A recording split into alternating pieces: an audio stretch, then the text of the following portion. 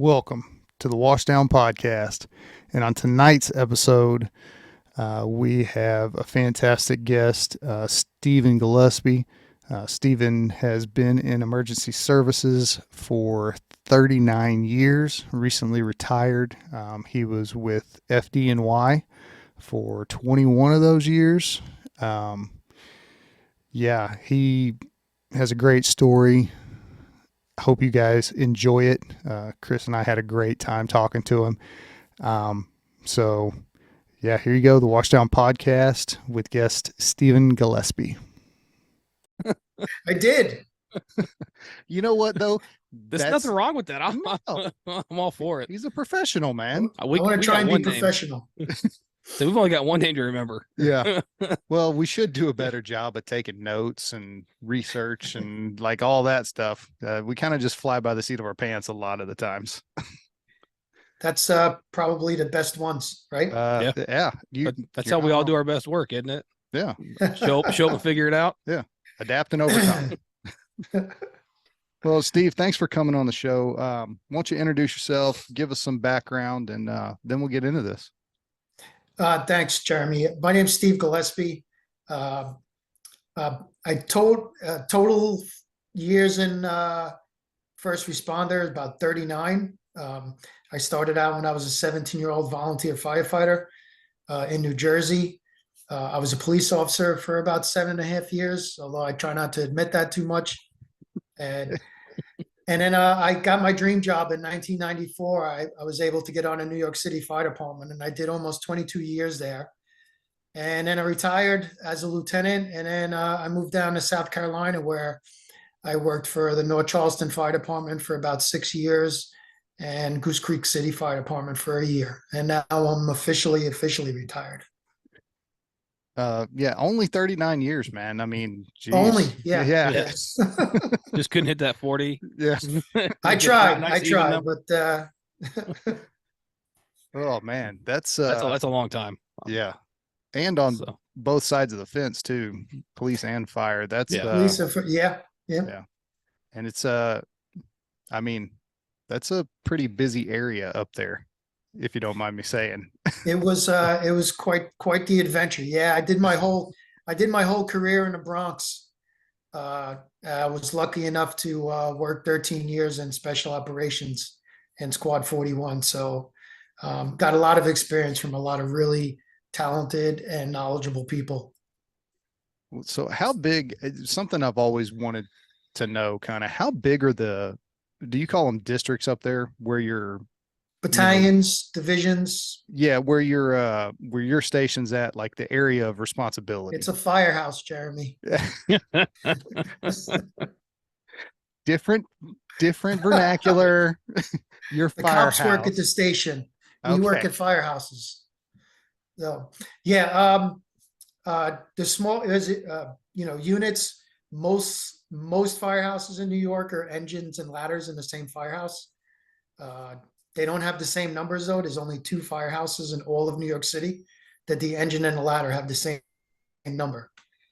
Then there's a battalion that's usually about 3 firehouses or so. And then the division, which usually has about 5 or 6 battalions in it. And that's about half the borough.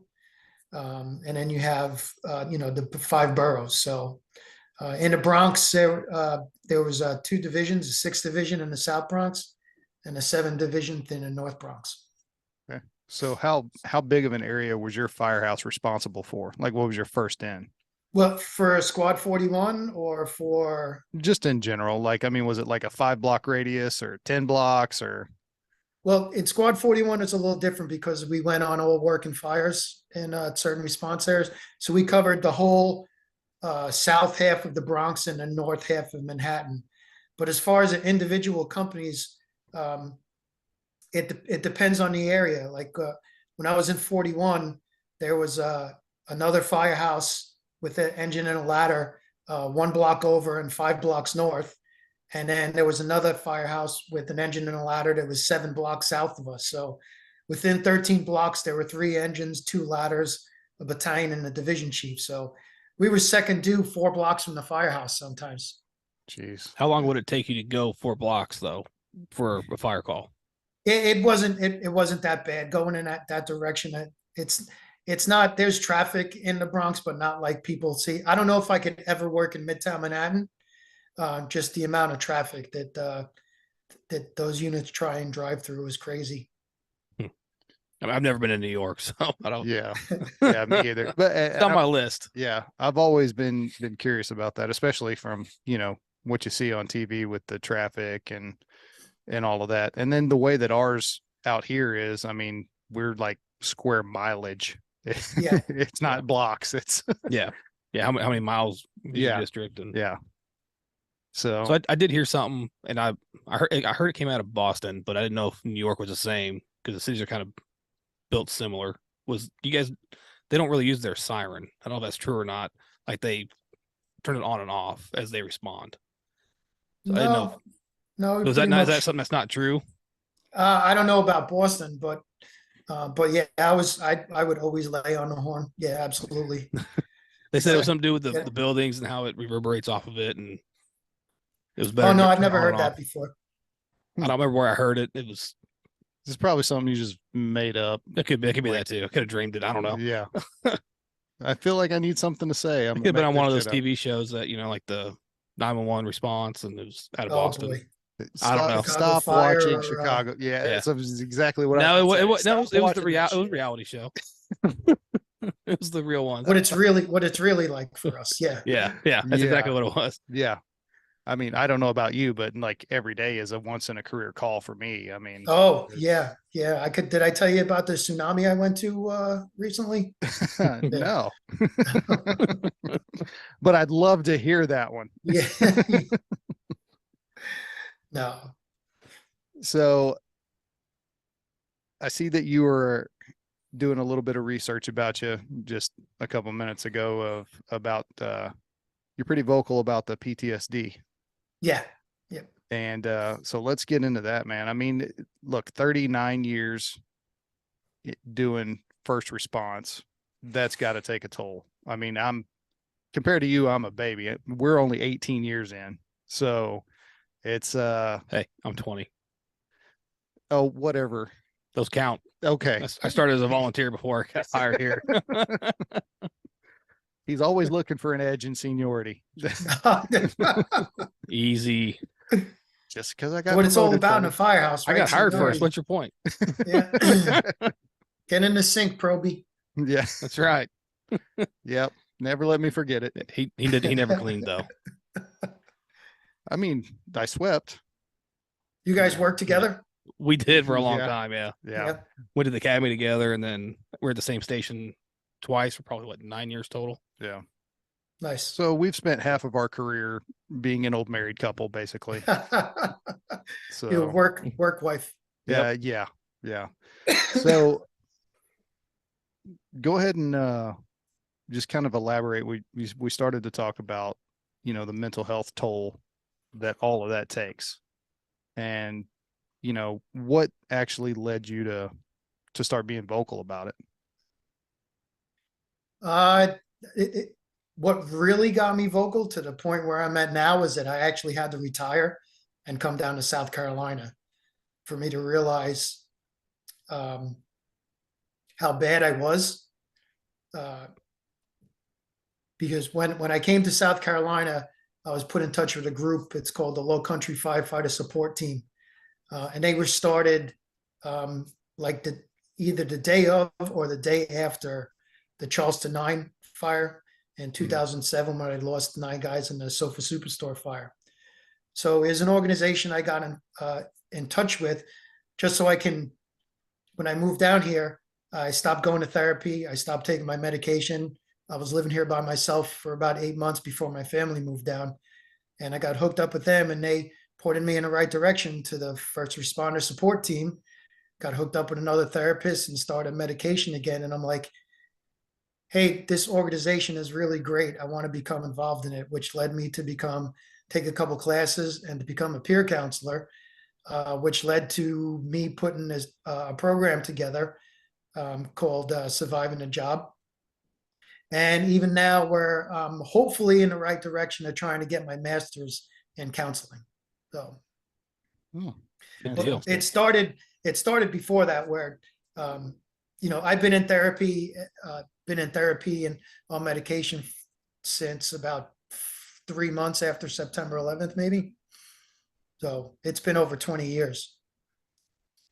Was that, I mean, and obviously that was horrific, but the whole mental health aspect of that, was that something that the department like immediately started doing, like giving you guys resources like immediately, or was it like, did it take time afterwards? Yeah, they tried, but they were just overwhelmed. There were 5 counselors in the counseling services unit, CSU that's called. But they were just overwhelmed by it. And what they did was they started bringing in some outside contractors, a lot of other therapists and stuff. And my firehouse was in Midtown Manhattan. It was an outer borough. And we had a counselor assigned to our firehouse. So, and Dr. Paul was his name. And he came, he was did some work with Vietnam vets. And you tell the whole story. He showed up one day, like, hey, the counseling unit assigned me to your firehouse. I'm here to talk to you guys. But he knew what to do. He really didn't say anything to anybody. He just sat around for a while, because none of us want to talk about this stuff, right? Oh, hell no. Nobody wants to talk about what's going on, even though the guy sitting right next to you is feeling the same way. But eventually, after him coming around for a while, guys would slowly start to follow him out to the parking lot to let him out. We had a locked parking lot. The neighborhood was pretty bad. And then that guy would disappear for about 45 minutes. And what we realized what was going on was there was parking lot therapy going on. And I had been seeing him in his office for a while. So, but it was nice to see everybody, again, a lot of guys don't want to admit that they're struggling with things, but, the one week he was there, this guy would go out, and John would go out, and Joe would go out, and, they'd disappear for 45 minutes, and it turned into, parking lot therapy. And whatever it was that helped them, that was great. Yeah. Well, and yeah, great on that counselor for, seeing that. Yeah, he saved my life. He's I thank him quite often. He got me on the right track with some things. Good. And Yeah. The thing that, and I don't want to interrupt your story, but the thing that keeps striking me about the whole mental health conversation in the fire service in particular is how, we do have, there are these people that they'll go to therapy and, they're seeing a counselor or a therapist and they're on meds or, whatever the case may be, and they're doing all this stuff to get better. But then if the conversation comes up at the station or at the firehouse, they get up and leave the room, or they'll just be like, oh no, what, therapy, whatever. It's like nobody really wants to talk about it and say, yeah, I'm going to therapy and it's helping. And, and I don't understand like that thought process and it seems job wide, we share it. yeah, absolutely. It's just that it's in our nature. I guess it's something that we don't want to talk about, but the two things to that is that, I would, after September 11th, there's now 5 different locations for the counseling unit. And one of them wasn't far from my house, and I would go every once in a while and check in, as in addition to seeing the psychiatrist at headquarters or at the main medical office where they were. I would run into guys that would kind of like shy away at the counseling unit, and I'm like, dude, I'm here too. They're trying to sneak out the side door. Yeah. I see you. Yeah. And, we're all here for the same reason. And then most of the time you'd see a guy and they were like, oh, all right, somebody else Yeah. is doing the same thing, and I think that's part of why I'm doing what what I'm doing now, because I really wish that I would have understood what this was all about when I still lived in New York, because I would have become a peer counselor up there and maybe gotten involved with the counseling services unit. But when there's somebody in the fire service, it's all about respect and reputation, and, you know, how we feel about, you know, the senior man or a mentor or some officer that you had. You know, if that person that you think the world of can go out on a limb and say, hey, I'm struggling too, it's okay to be not okay, and this is what I'm doing to help myself. And they go, well, if so and so could do it, you know, if Jeremy's doing it, if Chris is doing it, maybe it's okay for me to do it. But there's still some people that struggle with it, and I don't know, you know, we have to get away from that shame of it. Yeah, it's a weird stigma, you know, and especially because we talk about in the fire service the brotherhood, and we want to help each other out. And I think it almost hinders us in a way, because we want to help everybody else out and put ourselves last, because that's what we do. We're the That's what we do. helpers. Mhm. And but then also that reputation thing and all of that, you can't have any chinks in your armor. You sit around and you bust balls and all that stuff, and it's about who can take it the most and who can dish it out the most. And um you know you can't let them know that it bothers you, Yeah. that they make fun of you for not washing dishes, or you wash a dish a certain way, or whatever, whatever it may be. You got to just let that roll off your back and not show that you have feelings. Yeah. We're not allowed to have feelings. No. And if you think about that logically, Are you mad because we teased you about your cooking? no, Is that what you got out of that? I'm Is not he the one. really good? I'm not the one who made tuna mac and cheese. Hey, Okay. you all asked for it. You asked for it. Ever have hot dog Parmesan? Yes. No, I have not. Oh. But if you think about it logically, like the people who don't show emotion and stuff, those people are psychopaths. Like that's a serial killer. I know a couple of those. So why would we, I mean, that's not something to aspire to, you know? I don't know. Yeah, Your that's turn. again, it's Oh. something that we all, they're narcissists. You know, my Mhm. my therapist tells me that, you know, they're out there, but they never come and see us. So, because they're never wrong, or, you know, Oh, a psychopath, or you know, it takes a lot for some people. You know, the hardest part is talking about it. And that's why I like to talk about it so much, because for me, over the last couple of years, it's helped me so much with my struggle, is being able to talk about it. well, yeah. So I mean, you share that burden and somebody else shares their burden, and it makes it lighter for it everybody. makes it lighter. Yeah, yeah, yeah. And you don't realize, part of part of my whole lecture, I talk about the box, with the box inside our head, and, Mhm. you Mhm. know, it gets full, and when it starts to overflow with stuff, that's when the bad stuff really happens. And I like it to like a water cooler. So if you had a water cooler and you put a hose in the top of the water cooler and turn the water on, and eventually the water would start overflowing. But even with the water flowing, if you know, the little spigot down at the bottom, which right just happens to be like right here around where your mouth is, you know, you open up that spigot and let some of that water out, it's not going to overflow again. You know, so when you talk about it, it doesn't empty it. It makes you be able to remember without reliving it. Yeah, exactly. And it makes you be able to take a little bit more and be a little bit more resilient. Yeah, and the more and more, you know, even even when you're not in it anymore, you're still, you know, you drive down. We're in a constant state of readiness in the job. You know, even when we're Mhm. off duty, you're always, you know, there's a car accident there, or this going on, or, you know, is that somebody choking in a restaurant?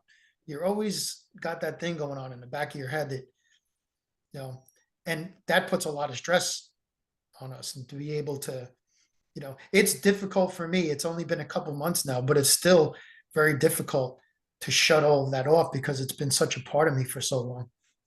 Yeah. Mhm. And not only that, but then you also look at most firefighters live close to where they work, Mhm. or I mean, you at least live in the same city. So you're Or probably, volunteer firefighters in the town that they live in. yeah, Mhm. So, you're going to drive by that intersection where you ran 4 people dead, or you're yeah, going to go by the house that you had a dead baby on Christmas, and you're going to drive by that. Or you're gonna respond to somebody you know. Yeah. somebody that Yeah. you know, Yeah. yes. Mhm. Been there, done it. Yeah. But I know the guys from New York came out after we lost a couple in the line of duty and helped us get our peer counseling going because we didn't have one till then, and they were instrumental in setting that up. It was Yeah. Well, huge. fire service is pretty reactive. Yeah, they were Yeah. here within 24 hours. And Yeah. that's a soapbox that I get on all the time about us being reactive with As mental opposed to health. proactive. Yeah. Mhm. We have to start, and that's kind of what I think the big push needs to be. I mean, obviously we need resources for those of us who have been in for a while, and because we're not good at going, I need some help right now, but I'm going to wait until the wheels fucking fall off and then I'll get help, because Yeah. that's what we do. But we need to be proactive about that, especially with the newer generations coming in of being, okay, you need to be have these coping skills. You need to, consider seeing a counselor. You need all of that stuff that could prevent them from getting to the point of the wheels falling off. Excuse me. And it would just make it so much easier and lessen the burden on a system that's already overtaxed.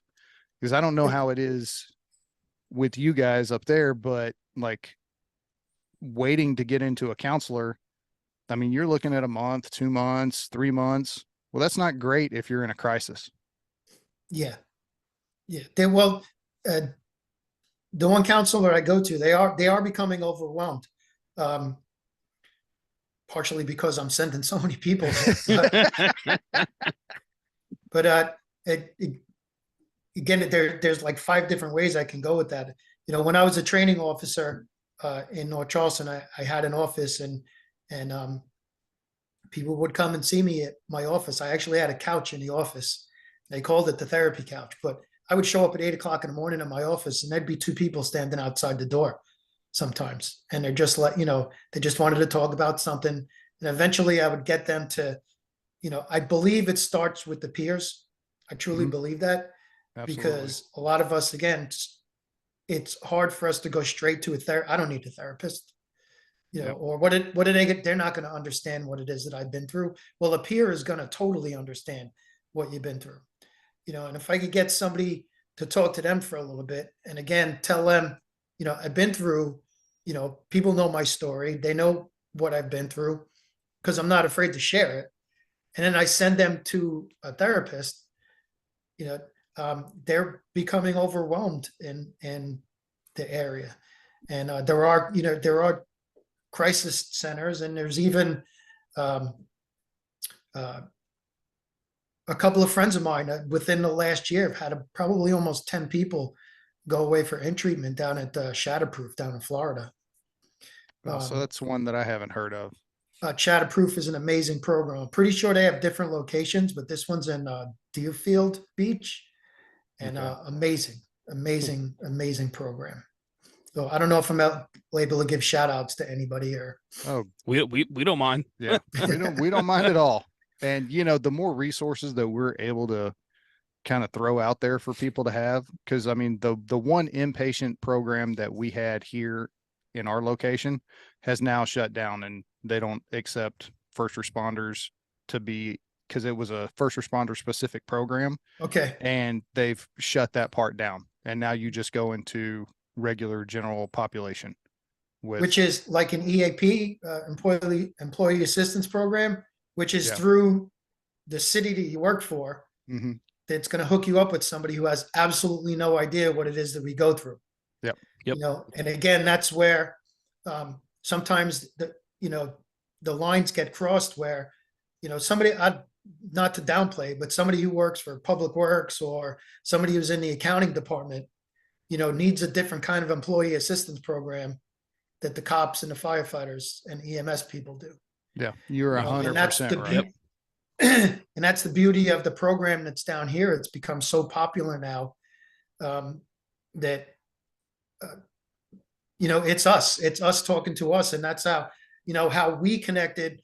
Well, through Taylor Wilkinson, and exactly the way that you connected with Taylor was the way I did. I saw her Facebook post, and I'm like, hey, how about going to this meeting with me next week? And you guys connected with her, I believe, the same way. Yeah, same way. Yeah. And but that's what it is about word of mouth, and the more shows like this, you guys are doing a fantastic job. The more we talk about this, the more acceptable it's going to be, and the more programs are going to be that are out there specifically for us, because I think they need to be specific to us.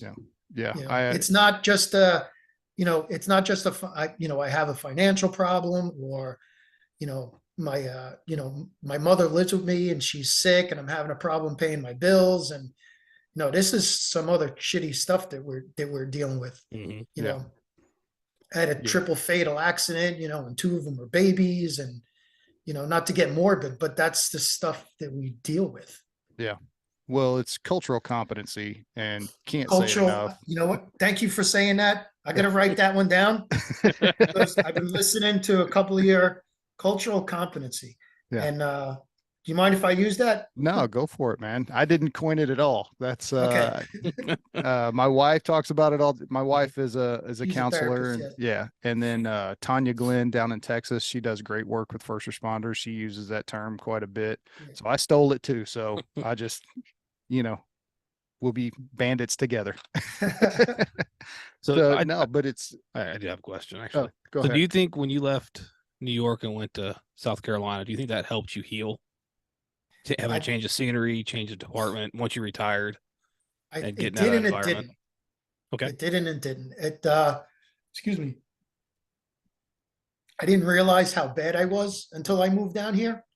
And then being alone for a couple months and being off medication and not being in therapy, I kind of fell into a hole again. And when I started to get, I'm not good at balancing, which a lot of us aren't. But my thing wasn't, we all have, everybody has their struggle, whatever it is, drugs, alcohol, sex addiction, whatever it is. I just totally checked out. I was 40 when my son was born, and I probably missed the first 6, 7, 8 years of his life, just because I would just come home and go to sleep all the time. I was totally not there. I would go to work, and then that was it. And I moved down here, and I got a 9-to-5 job, and I was able to be home every night and on the weekends. But there was still that part of me that was always given a little bit more to the fire service than I was given to them. And not until really a couple of months ago that I realized that I always realized that I don't think I ever want to admit to it, because it's the only thing I know how to do. I don't know how to do anything else. The only thing I ever wanted to do in my life was be a New York City fireman. I've been wanting to do that since I was, as long as I can remember. I don't know how to do anything else. And when you remove yourself from that, it's your whole, it's who you are. But I've been able to say with myself, they pointed out a couple of things to me, and I'm like, you know what, you're right. I was an ass, and I'm really sorry about it. But I have an amazing relationship with my son now, who's going to be 16 this year, and it's freaking awesome. Good. That's seems to be a very common trap that a lot of us fall into, is the getting wrapped up and having our whole identity into the job. It's, you got to wear the fire department shirt, and Yep. you got to go do whatever they're doing at the firehouse. You go on vacations together, you do this, and your whole world is wrapped up into that. Sure. And your family, your friends that aren't firefighters, they take a back seat. Mhm. But it's kind of expected, and celebrated in the culture for that to happen. And if you don't do that, yeah. then it's like, what's wrong with that guy? Why doesn't he hang out with us off duty? And why doesn't he, do this and do that? And it's like, well, because, I'm a husband, a brother, a son, I'm all of these other things too. Mhm. This is my job. This is my career. I want to be great at it. But at the same time, there's more to me than just this. Mhm. And a lot of us forget that. Yeah. So what was I saying a minute ago whenever you asked your question? Mm. We were talking about cultural competency. I don't know. Maybe I'll remember it again. Yeah, you were starting to ask something, and Yeah, and you interrupted my train I of can't thought. remember either. I'm old. I'm old, Hey, man, guys. you got to give other people a chance to talk too. I mean, Well, he's the guest; he should be doing like 90% of the talking. Look, man, I understand that, but as you pointed out earlier, this is my podcast, so You just started. I am it. the star. He's the star. Yes, you are. Yeah. Diva, man. Hey, man. So let me ask you the Oh. questions. Yeah, go for good it. Lord. Go ahead, Steve. Go ahead. How did you get into this? I mean, I know your wife is, I've listened. I haven't listened to all of them because I just found out about your podcast maybe 2 months ago. But I've been listening to a lot of them. Well, actually, the reason that we started this podcast, and we did a whole one on it, but I'll keep a long story a little less long, is I was an asshole. I was a drunk. I cheated on my wife. She found out about it. I tried to shoot myself in the face, and she wrestled the gun away from me. Wow. And so then I ended up in inpatient treatment, 30 days. It was fantastic, and finally got my head screwed on straight. Did the things I needed to do to change my life. And then whenever I was in inpatient treatment, I started listening to podcasts and found a couple that I kind of gravitated towards, that were former military guys, or, Joe Rogan had some people on at the time that kind of spoke to me with, the cops or firefighters or whatever. I can't remember the exact episodes, but I was like listening to them, and I was like, you know what? This is a great way to communicate with a lot of people. And it's a great way to raise awareness, so to speak. And there's not a podcast like this out there, because I searched and searched and searched, and nobody was doing anything like this at the time. So I talked to Chris, and I was like, hey man, I got this idea. Let's do this. And then trial and error, and lots of trial and error, and equipment iterations, until we're finally at this point. So Now yeah, you have a great studio now with a really cheesy card table and yeah, the table, that's a $20 table, man. Don't knock the table. I don't think I spent 20. I think I spent $15 on it, and then like $5 for stain. So we got like what? a couple of pallets here that for the you stole wood from a live burn on the back wall there. No, those actually came from a farm that we used to have horses at, and there was a bunch of pallets for hay that weren't getting used anymore. So I was like, hey, I want a pallet wall, because that wall behind me was just completely just studs. And the other side of that is my basement and rec room. So I was like, I'm just going to build a podcast studio in the house. And then that way it's easy, because we were doing it in his basement, and we had an actual cheesy card table that we bought at Target. Yeah, that was a folding card table. It was a folding card table. Yeah. We had to be portable. Yeah. I don't know why, because we never went anywhere. No, it's because we had to break it down whenever we had people come from out of town. Oh yeah. I had to put the bed back up in the room, and yeah. So I thank you guys for doing this and recognizing that, and I wasn't aware of your story, Jeremy, and how close it was, but I think we don't want guys to get to that point. Yeah, and that's why I'm so big on the proactive, because there were so many times, looking back on how I lived my life and my career, and opportunities that I would have had potentially to course correct. Mhm. and to get a little bit more knowledge and to deal with emotions that I wasn't dealing with.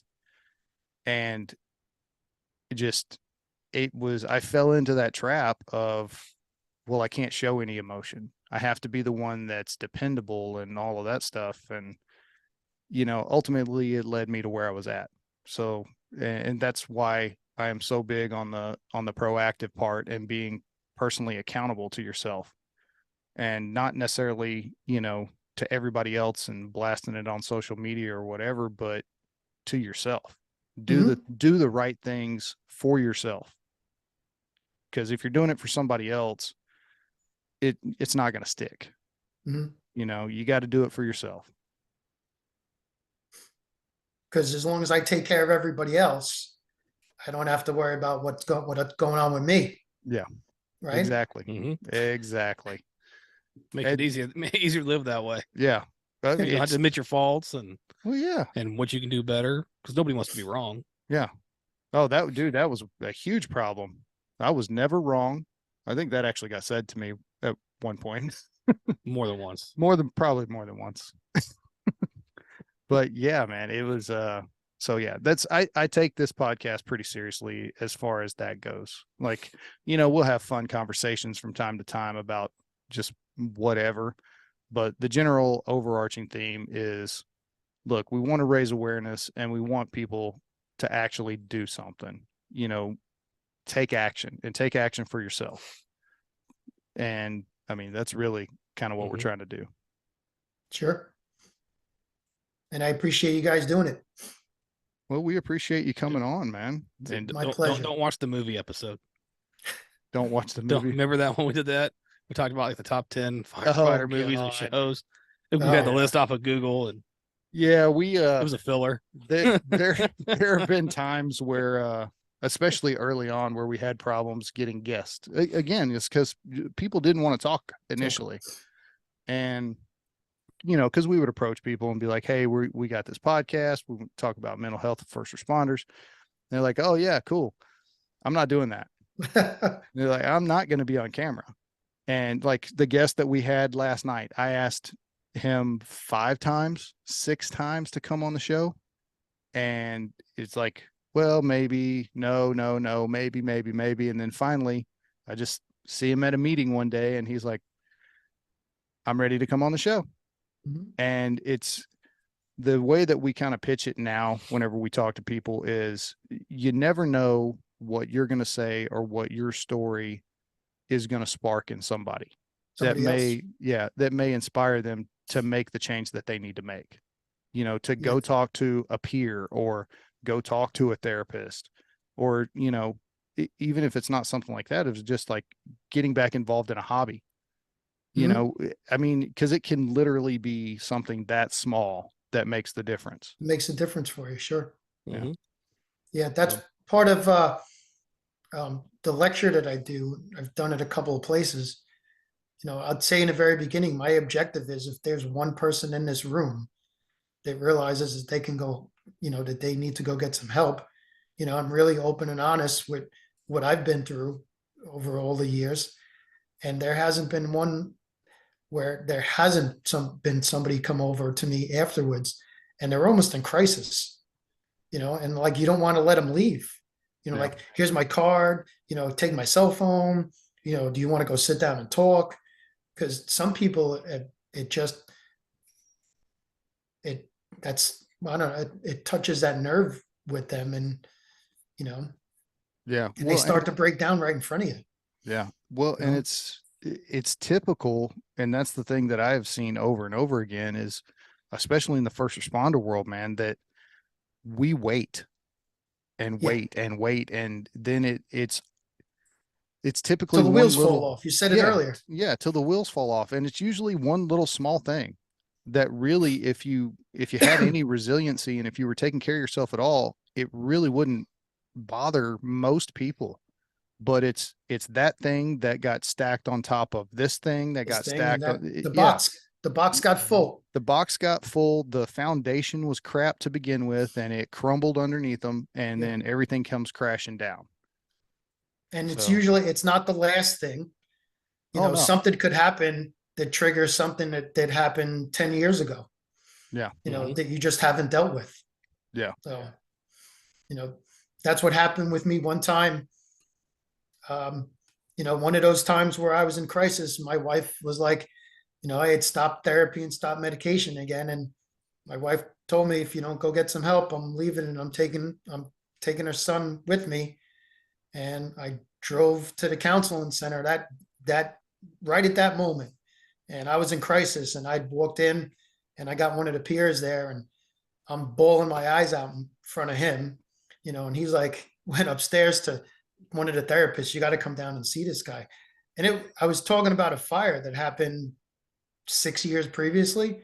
I was talking about the Black Sunday fire, and again, it's the,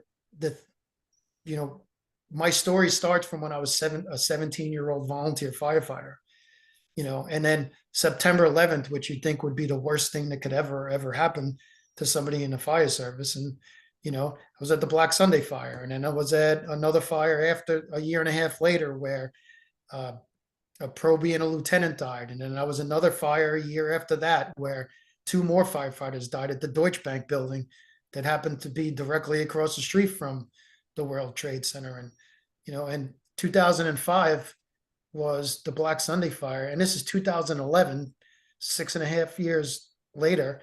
And I am in crisis about that fire. And I don't know what it was that triggered that, but that's what it was that day.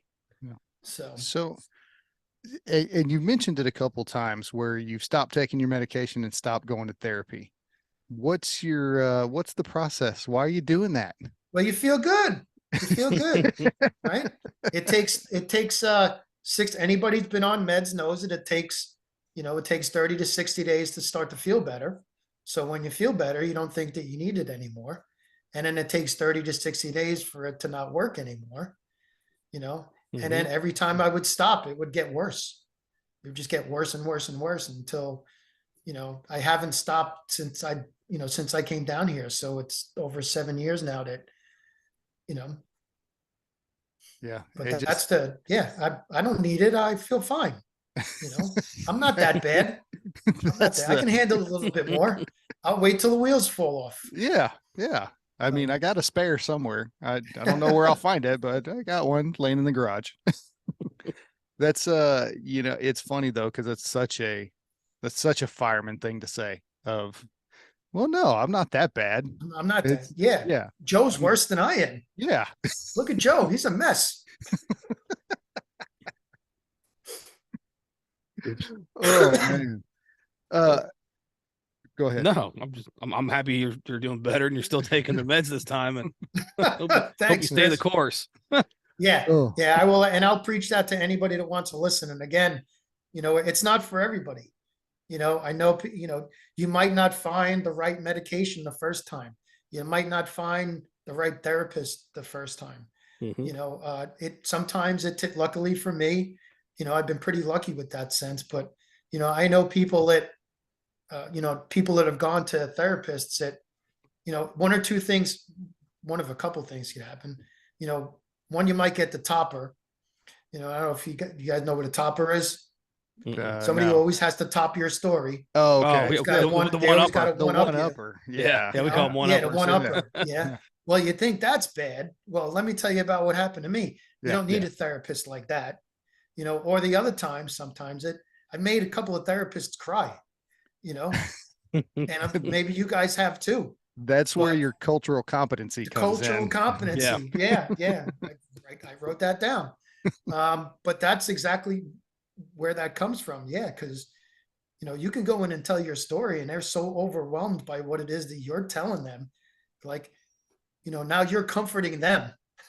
know? Yeah. That's a common. It's more common than I would like to admit that Yeah. kind of stuff happens. But it's like you said, it may not be the first therapist that you go to. The important part of that whole thing is that you keep trying. Yep. Because talk therapy might not work, EMDR might not work. EMDR, yep. There's so many treatment modalities, and we're all so different. We're all individuals. Yeah. So you Your gotta pain is keep. your pain. My Yeah. pain is my pain. everybody's different. You got to find what works for you. Exactly. See, it was neurofeedback for me. Yeah. Is that what? Yeah. Neurofeedback. Yeah. Retraining your brain waves. Jeremy turned me on to it. Yeah. Yeah. Because the EAP didn't work. That guy was a jack off. Stroke. He was a jack Yeah. off. Yeah. Yeah. No, it's all your fault. You did this, you did that. Wouldn't listen. I was like, yeah, that's when I lost my temper. So, but Listen, I came here for help, guy. You're not helping Yeah. me. Yeah. pretty much you're not listening. Yeah. You're just Yeah. reading off a script. That's what I felt like. I felt like he had a script in front of him, and that's what he was doing. Yeah. Yeah. Checking the So, boxes. Yep. I was like, all right, I'm he's done. got this and he's got that. He's like, well, you got two Sorry, left, Chris, but I you keep said- cutting you off. No, you're fine. You're fine. But it was my third. It was my third Session. session. Thank you. And I was like, fuck it, I'm done. Like, you're worthless. I'll go do my own thing. I'll figure it out. Because that's what we do. We figure it out. And then Jeremy told me about the neurofeedback, and man, I didn't realize how bad my brainwaves were. And it worked. I mean, it was within a couple of weeks I was sleeping better, and my wife could tell a difference, huge difference in a few weeks, because she actually had me call, and it was because I got mad over what we were going to have for dinner. Yeah. That was the conversation. Hey, what do you want for dinner? And the bomb went off. Yep. We have that conversation every day I'm home. So it was nothing abnormal, but it worked. I mean, I still get mad today, but that's just bad personality. But it's not like what it was. I mean, I do sleep better than what I used to, but I still don't sleep. That's been that way since I was a kid. Like I said last week. Yeah. Never been. I can't. Again, I retired back in November. I haven't slept this well in over 30 years. Yeah, it's You know, not just that from, you know, I was 1986, I became a police officer.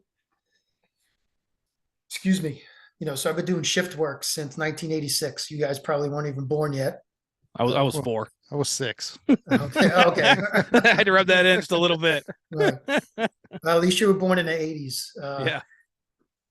Yeah, but you know, just that one thing and how that affects you. And what schedule do you guys work?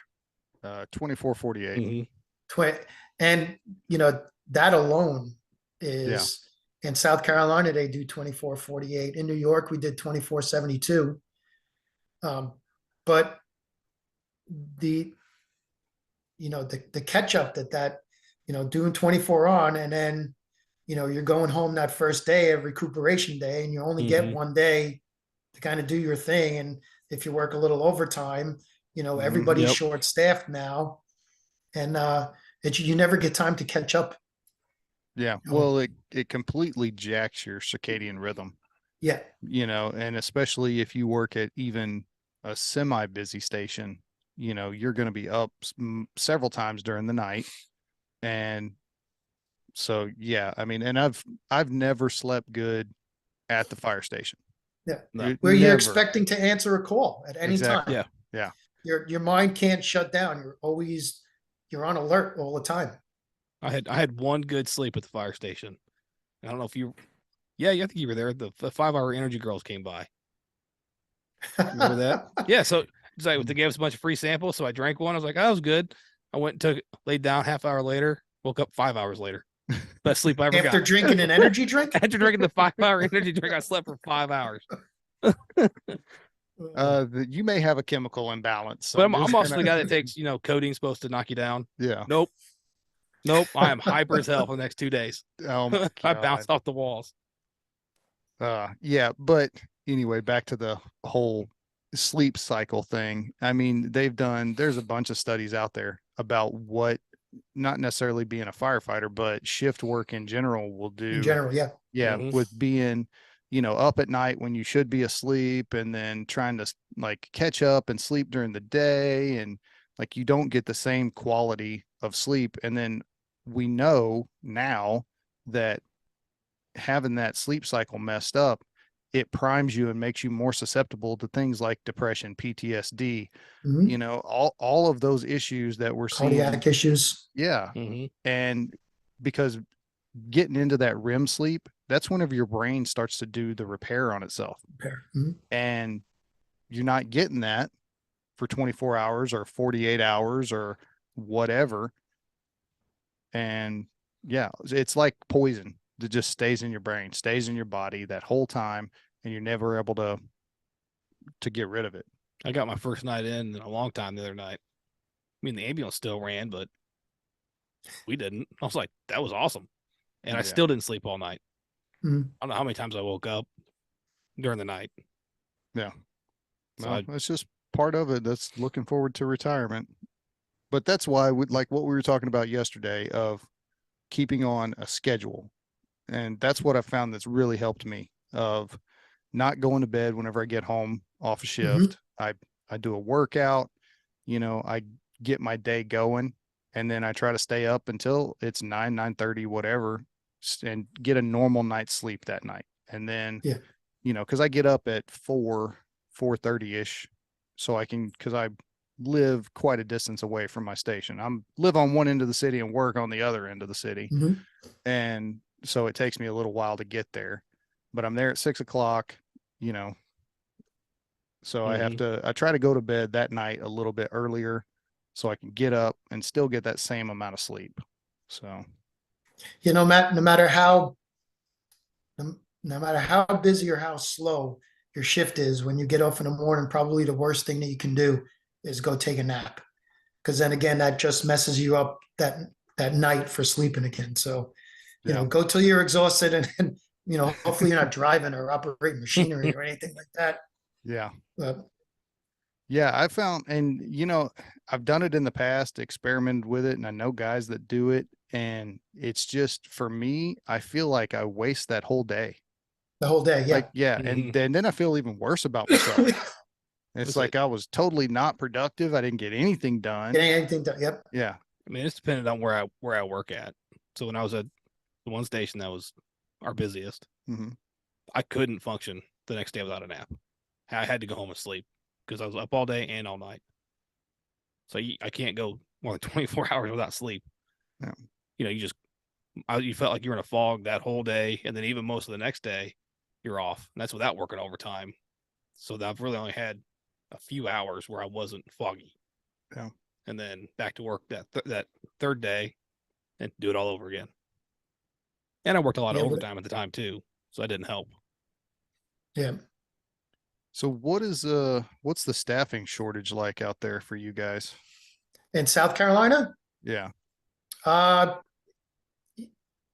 it depends. If it's rural area, they're the ones with the one-man trucks, driving the tankers, and you got to do everything. But North Charleston is pretty urban. It's right next to Charleston, actually. And all around the Charleston area, staffing is at least 3, sometimes 4. If you have 4 on a fire truck, that's good. The city of Charleston has 4 on every truck because they lost 9 guys in 2007. Mhm. North Charleston has 3 on the engines and 4 on the ladder trucks. Goose Creek had 3 on every truck, and then there was 1 truck that was staffed with 4 if it had staffing. New York, it's a total other story. You don't even count the officer in staffing. If it was a 5-man engine, there were 6 guys on the truck. So I kind of like that, Yeah. honestly. yeah, I do. It'd be nice to have that extra person. It's a true every engine in New York City has at least 4 firefighters. Some have 5 plus an officer. Every ladder, squad, and rescue in New York has 5 firefighters plus an officer. So now is that due to most of your fires being high rise in nature? It has a lot to do with that. They used to have, in the war years, they had more guys on the engine, more guys on the ladder. Mm-hmm. But yeah, the stretches are long. You need more manpower to go up, the stairwells in the taller builds. And it's not necessarily a high, because if you're in a high-rise building, if you're working off the standpipe, then you're usually only doing 3 or 4 lengths. Yeah. You might have, a fire on the top floor of a 6-story building, where it's 3 lengths just to the entrance of the building. so it takes that many more people to stretch the hose because it's all dead load stretch, no pre-connects in New York at all.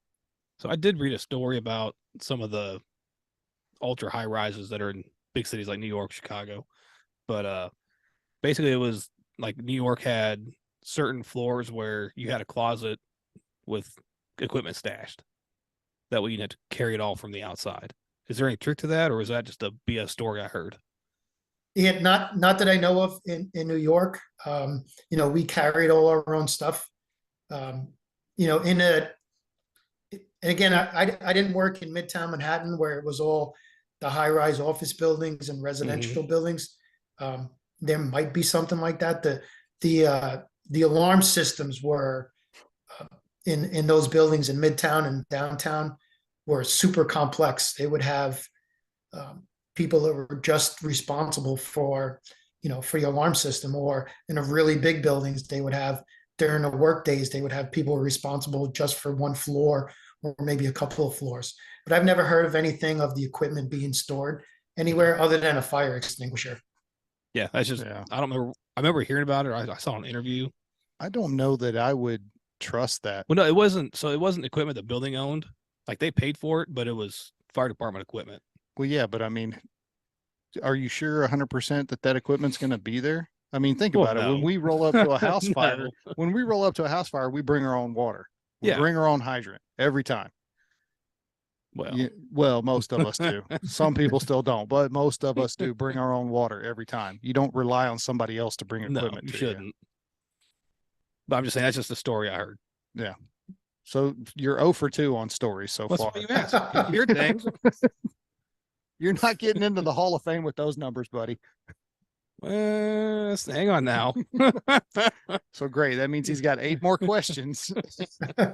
I'm more your defender. I'm a Golden Glove guy. No, I've played softball with you. No, you're not. That's because I was retired for a long time. And I might have been a little drunk. I'm not gonna lie. Well, there's that. There were those years. Yep. So, definitely those years. Oh man. Steve, why don't you tell us a little bit about the program that you got going on there in South Carolina? The one that I do? Yes. The lecture that I do, or the program with the both? Well, the Low Country Firefighter Support Team, and it was started by a gentleman named Gerald Mishu, who is a retired firefighter, and he started it for the firefighters in Charleston after they lost the 9 guys, and it's grown into this program where he has a tremendous amount of peer counselors now. He has clinicians that are specifically trained in certain things. He tries to put some of them through some firematic stuff so they can understand what, not throwing them into a live burn, but so they can understand some of the things that they do. And it's expanded so much where that organization has at least 2 other regions that they're responsible for. And it's just getting the resources. And we talked about earlier about EAP programs for government organizations or NGOs or whatever they are. It takes, if somebody was working in an office building and they had a problem, and let's put you in touch with, with EAP, EAP is going to give you an 800 number to call, and they're going to put you on hold, and they're going to, well, we can get you in to see somebody, where, the resources that are available now, especially through, and the connections that Gerald has made, the last couple of guys I know that went to inpatient, they were there the next day. Some guys were in crisis where they had to go to the mental health facility in Charleston first, and then made their way down, so it's specific to us, which I think is so important, for us. It's for us. Yeah. Because only we understand what it is. And somebody who is not culturally competent, I love that. Yeah. Is not going to understand it. So, and again, for me, somebody asked me, I remember years ago, after the Black Sunday fire, somebody said, maybe you should do something with this. I never knew what that was, but it wasn't until a couple of years ago where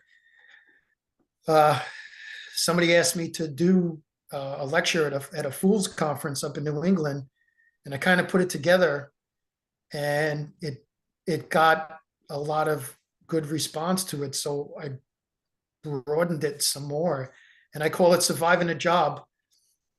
And I try to go to some conferences. I'm trying to market it a little bit more because now I am retired. I have more time to do it. But I want to go out there and be able to tell people like us that are struggling, or, oh, I'm fine. Sometimes you're not, and it's okay to not be fine. And I think one of those big things is that, again, I might have said it already, but if you have that person that you respect, that's a mentor to you, that you look up to in the fire service, and that person is able to talk about what they've been through, or, come on, kid, I know exactly what you're going through. If I can be that guy to somebody, or what you guys are doing is being those guys to somebody. Somebody's going to listen to this program or any one of your podcasts and go, you know what, I feel exactly the same way. Because we all have the same story. It might be a little different here and there. Some guys are, like military guys are like, well, you're crazy for running into a burning building. And I'm like, yeah, I was never getting shot at while I was doing this. Like, well, once or twice in a rough neighborhood when you're getting shot at, but which I'm sure you guys can understand. But my pain is my pain, your pain is your pain, and don't ever compare the two. I can't absolutely compare myself, to you, Jeremy, or to Chris. It's what I had to deal with and how I learned how to deal with that, and getting the resources out there for people. And because we don't talk about it. We're tough guys. We're problem solvers. We're fixers. As long as everybody else is okay, I'm going to be, I knew exactly what my job was at work. I had no idea what I was supposed to do when I got home. I wasn't in charge at home. And that made my home life suffer. And it's trying to figure it out. And again, if we could, I call it, they make fun of me now because the therapist that I go to at the first responder support team, people get the Steve Gillespie discount now because I've sent so many people to therapists there. I feel like the State Farm guy. Hey, can I get that discount? You see if your own jingle, is that what you're saying? I don't care, Chris, as long as they're going for help, and if I can get them. Absolutely. I'm right there with you. I'm behind you. And some people, I'll get a phone call from a guy and, hey, can you talk? I just spoke to somebody a couple of days ago, was really struggling, and I was a little concerned. And, after the conversation was a little less concerned, but, other times gone out to lunch with somebody, and, when they understand that we've all felt like this, and they're not the only one that feels like this or felt like this, and again, for me, a lot of my therapy is this right now. I can tell you that every time I do a lecture or even coming on this program right now, I get a little bit of a physical reaction because I get nervous about what it is I want to talk about. But once I ease into it, it's just, and I will tell anybody that wants to listen, because it helps me, talking about my things helps me deal with my things. It's hard to get up in front of your peers and have that discussion. Yeah. It takes, they talk about, oh, I'm a strong person. It takes so much more strength to be able to stand up in front of your peers and people that you respect and say, I'm fucked up. I got problems, and here's how I did it. And, you might be feeling the same way, and this is how I dealt with it. And maybe I can help you get help yourself. I know when I get asked about the podcast at the station, I still get that little, all right, I'm about to get in an argument. in the back of my head. Like Yeah. I'm getting ready for a fight Yeah. because of the stigma that it has, that the topic has, but never had one. Nobody's ever said anything bad. And I think more guys appreciate it and like it than what we think. Just it's Yeah. not as vocal. But I get Yeah. asked about it by more senior guys who aren't afraid to ask that question. Yeah. In front of the Well, younger guys. And, you know, I think that's something that we can all agree on. And we've talked about at length here is that's part of the culture that needs to change is And I've seen it have shift. to, yeah, we have to be able to have these conversations and it not be a fight about it, you know, and just, it needs to be open and out there. So, I mean, I told you about the code I ran before I got hurt with the 36-year-old was pregnant. Mhm. And we got back to the station and actually I was like, I'm going to talk to everybody. And I was actually pleasantly surprised in the response I got. Yeah. Like everybody stayed up. I mean, it was in the middle of the night and everybody talked and was actually open. Younger crew, Yeah. except for a few of us, but you know, the majority of the crew was younger. Yeah.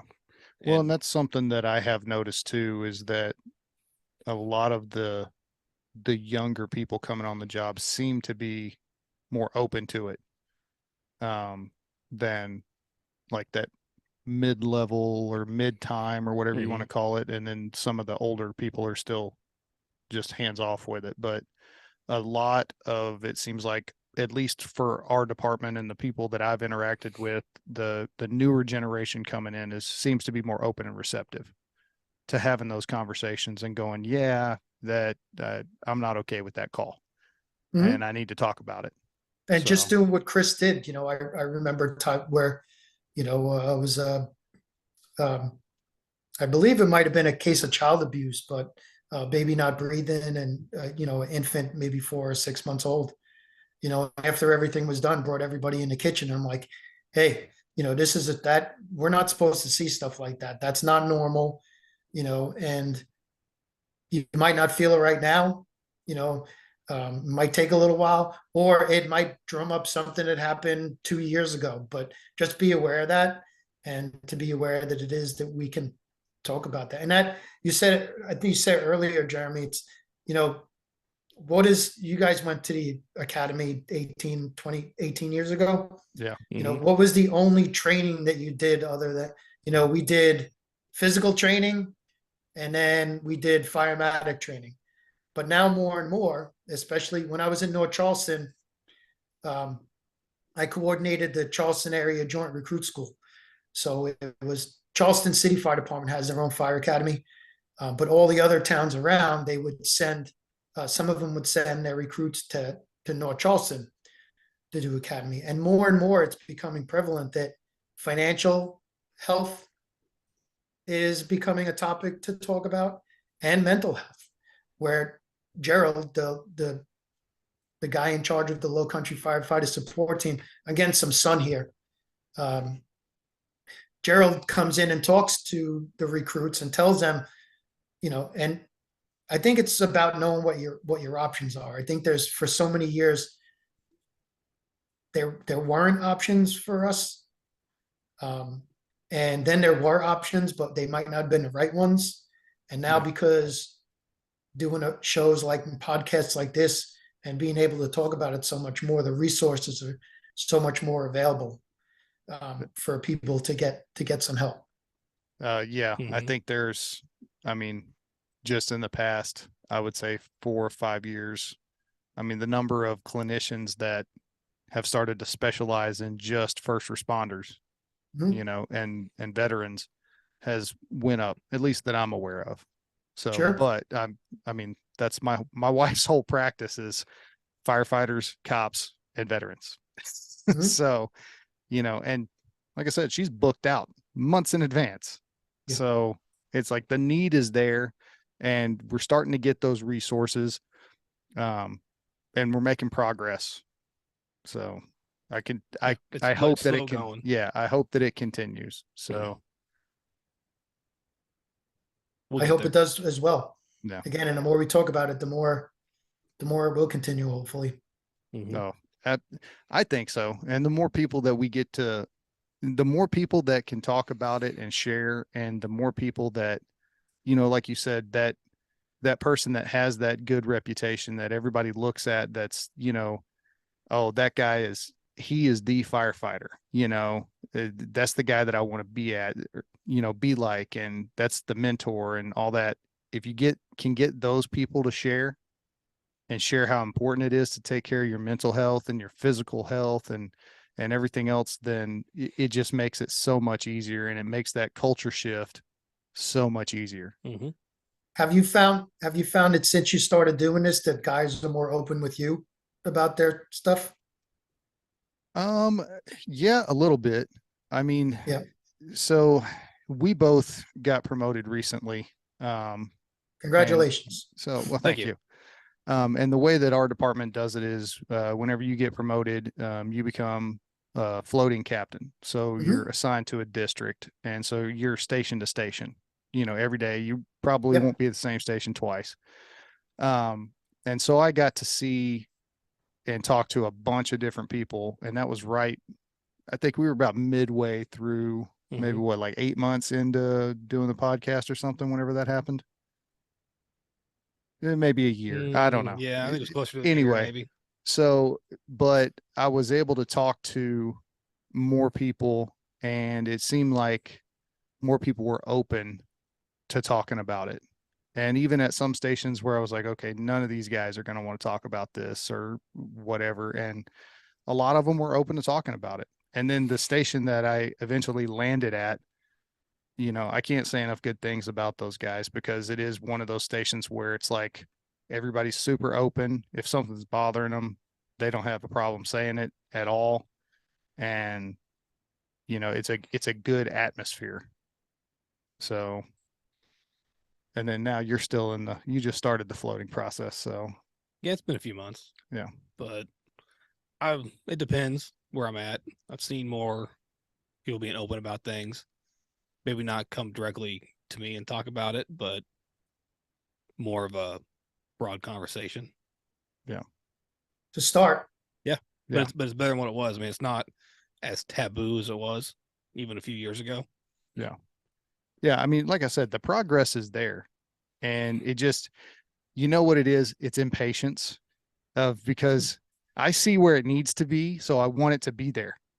And it's just, we've talked about it before, if you're steering a big ship, one of those big ocean liners or an aircraft carrier or something, you're not going to just whip the wheel over and turn 90 degrees. Yeah. It's like, I'm going to turn 1 degree at a time until I finally get over there. It's little corrections. It's little corrections. And it's hard sometimes, and it's frustrating, but it's about getting there eventually and doing the work, taking the steps that you need to do to get there. So I think, like you said, just that, organizationally, it's slow progress.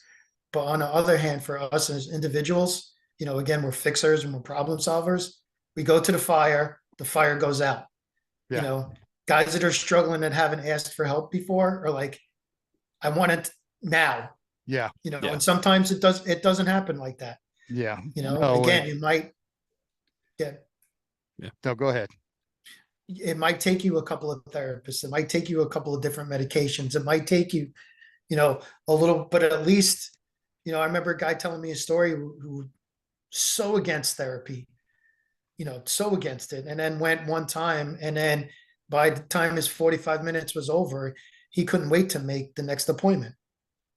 Yeah. And it's just, again, the hardest part is for us to start to talk about it. And then once you start getting it out there, sometimes it just flows, and you can't like, oh my God, it's an hour already. Yep. We're an hour and 13 minutes into this already, and it could go on for another 5.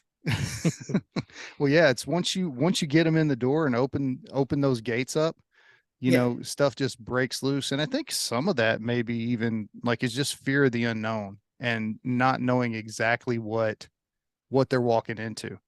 Whenever we go into a house fire, we pretty much know what we're going into. Know what we're going, yeah. Yeah, we go to a car wreck, we know what we're doing, And where did you learn that from? You learned that from a senior guy somebody who has the experience in it, the same way we're doing this now.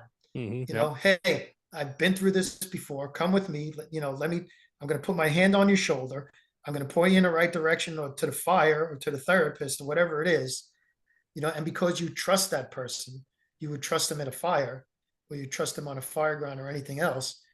You're going to trust them with, hey, this is what's going to happen.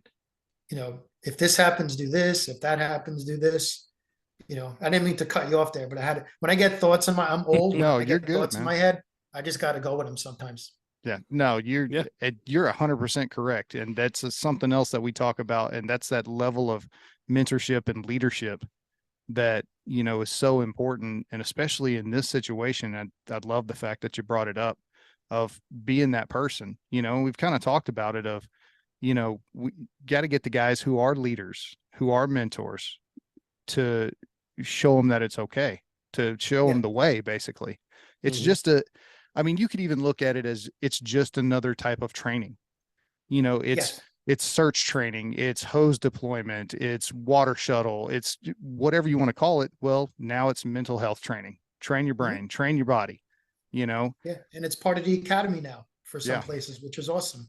Yeah, that's fantastic, because I think you're setting those recruits and cadets up for success in the long term, and it's even more beneficial to them than, obviously the fire training is beneficial, but that's not what I'm saying, but it's going to pay dividends in more areas of their life.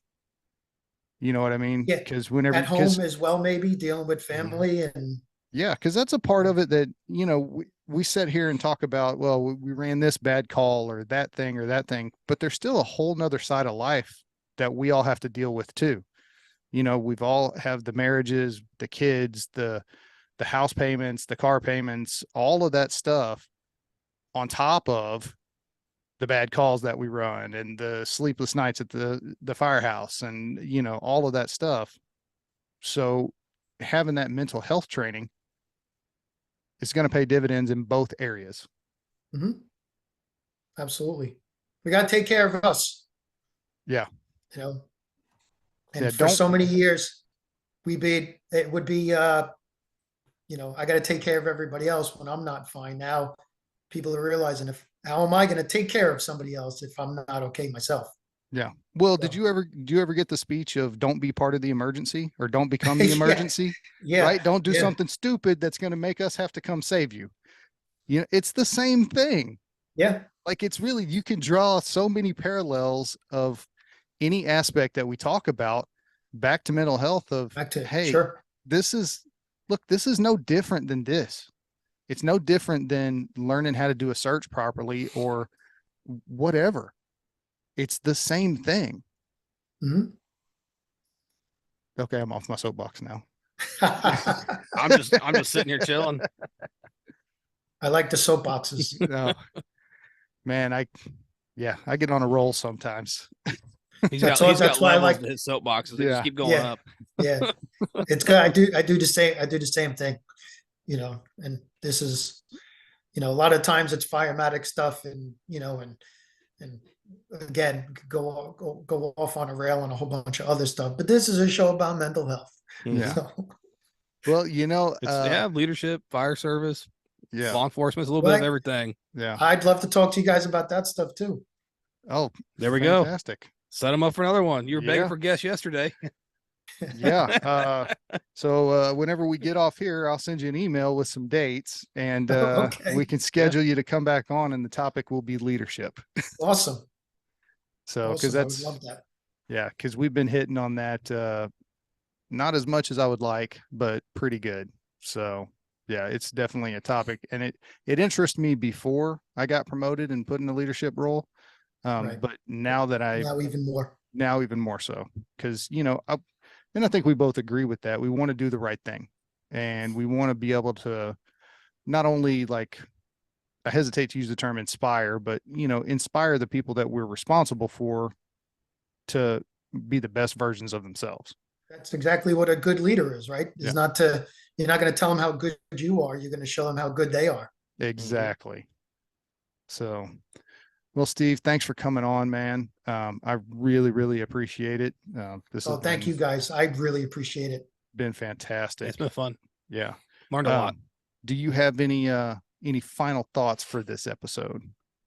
Not just, if I could give you my email, maybe if anybody's interested in a lecture. Sure. It's smg9340 @outlook.com. S is in Sam, M is in Mike, G is in golf, 9340 @outlook.com. I'm not much of a social media guy. I'm not much of a marketing guy. But again, I have a lot more time on my hands to be able to do this every once in a while. And it's something that I love to talk about. So if there's a department or an organization that would like to get in touch with me to talk about this topic, just hit me up on an email. All right. And we will post that email in the description of the podcast too. So everybody's got Make that. make me sound good. I think you sounded good on your own, Absolutely. man. I don't think you need any help from us. Chris, closing thoughts? No, I think we pretty much covered everything on this one. All right. Well, I'm pretty happy with Guys, it. thanks for sharing your stories with me, Chris. Oh, yeah. And Jeremy, I really appreciate that. Again, it's all about sharing our stories, man. And that's, this is one of those outlets that we can, you're doing the right thing. You're doing a good thing. Well, thanks. We appreciate that. Absolutely. Thank you. And that's what we're trying to do, is just help one at a time. So if anything that we say can inspire somebody to make a change or realize where they're at and take a look at themselves, then yeah, we're doing the right thing. So Let's start with the man in the mirror, right? Absolutely. Yes. You're kind of singing the song over there. I just jumped on it. Well, I didn't even realize I was doing it. It's a great song, man. Yeah. So anyway, Michael Jackson song? Yeah, man in the mirror. Oh yeah. It's one of my favorites, actually. It's a good song. I'm not even gonna lie. So all right. If you are struggling, Hey, you talk what real quick. Yeah, sure. I'm sorry. Did you guys ever hear the song called Superman by Five for Fighting? I want to say that I did. That came out like in the early 2000s, right? Yeah. If five for fighting, like 5 minutes for fighting in hockey, that's what the Five for Fighting. It's called Superman. Listen to the song and listen to the lyrics, and it's pretty powerful as far as the song goes. With what, like Chris was saying, the lyrics of Man in the Mirror. Yeah. All right, check that out. Yeah, for sure. All right. Yeah. Well, thanks everybody for stopping by. Remember, if you are struggling, reach out. There are resources out there. If you know somebody that is struggling, reach out, let them know that you care, get them hooked up with some resources. And look, don't wait. Don't wait on somebody to come save you. Take some personal accountability, personal responsibility. Take a look at the man in the mirror and take the steps to be where you want to be, and make the change. So thanks, and we will see you next time.